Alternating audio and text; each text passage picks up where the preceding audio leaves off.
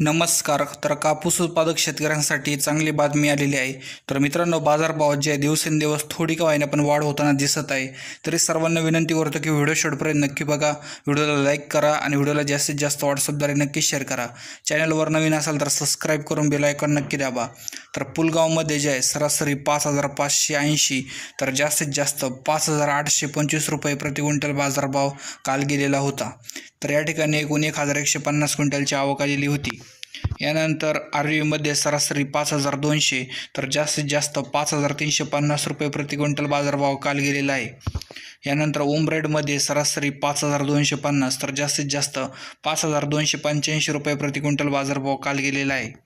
यानंतर हिंगणघाटमध्ये सरासरी 5,215 तर जास्तीत जास्त 5,435 रुपये प्रति क्विंटल बाजारभाव काल गेलेला आहे.